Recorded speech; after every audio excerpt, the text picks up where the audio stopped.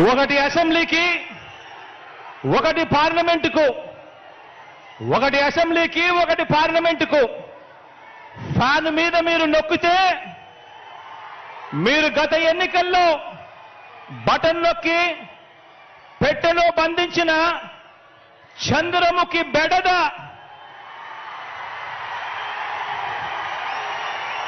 Chandramukhi cinema చూసారా?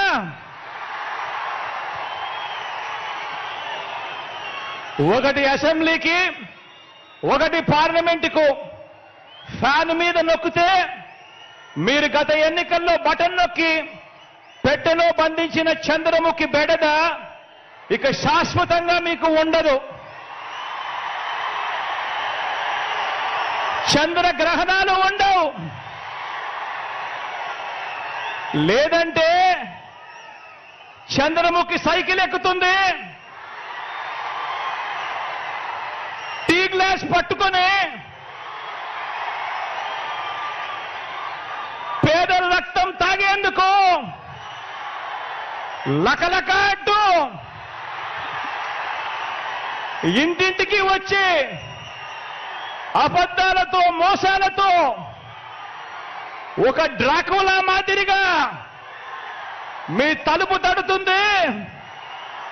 గడప గడపలోనూ కూడా, ప్రతి ఇంట్లోనూ కూడా ఆ ప్రతి అక్క చెల్లెమ్మకు చెప్పండి, ఆ ప్రతి అవ్వాతాతకు చెప్పండి, ఆ ప్రతి అన్నతమ్ముడికి చెప్పండి. మరో విషయం కూడా మీరు గమనించండి. 14 ఏళ్ళు సీఎంగా చేసినా కూడా చేసుకునేందుకు ఏమీ లేదు కాబట్టి, చెప్పుకునేందుకు ఏమీ లేదు కాబట్టి చంద్రబాబు రాజకీయం అంతా కూడా పొత్తులు, జిత్తులు, నక్క జిత్తులుగా సాగుతా ఉంది చంద్రబాబు గారిది. 14 ఏళ్ళు ముఖ్యమంత్రిగా పరిపాలన చేసి నేను ఇది చేశా, అందుకే నాకు ఓటేయండి అని చెప్పి అడగాల్సిన పొజిషన్లో ఉన్న 14 సంవత్సరాలు ముఖ్యమంత్రిగా చేసిన వ్యక్తి చెప్పుకునేందుకు ఏమీ లేదు కాబట్టి రాజకీయాలన్నీ కూడా వాళ్ళయి పొత్తులు, జిత్తులు, నక్క జిత్తులతో సాగుతా ఉంది. ఈ మధ్య ఈ చంద్రబాబు గారికి ఎన్టీ రామారావు గారు గుర్తుకొస్తా ఉన్నాడు. వెన్నుపోటు పొడిచేది ఆయనే, మళ్ళీ ఎన్నికలప్పుడు ఎన్టీ రామారావును గుర్తు తెచ్చుకునేది ఆయనే.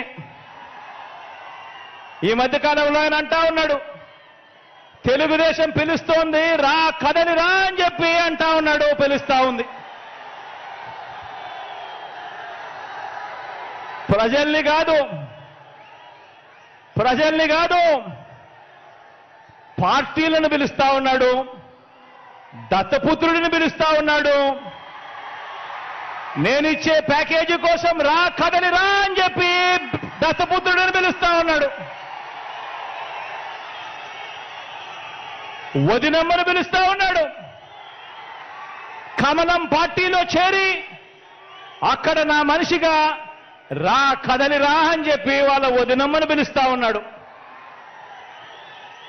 రాష్ట్రాన్ని అన్యాయంగా అడ్డగోలుగా విడగొట్టిన రాష్ట్ర ద్రోహుల పార్టీని వైఎస్ఆర్ గారి మరణం తర్వాత ఆయన పేరును కూడా అన్యాయంగా ఛార్జ్షీట్లో పెట్టిన నమ్మక ద్రోహుల పార్టీని 4 ఓట్లు చీల్చినా చాలు, నువ్వు కూడా రా కదలి రా అని చెప్పి చంద్రబాబు నాయుడు గారు పిలుస్తా ఉన్నాడు. అసలు బాబు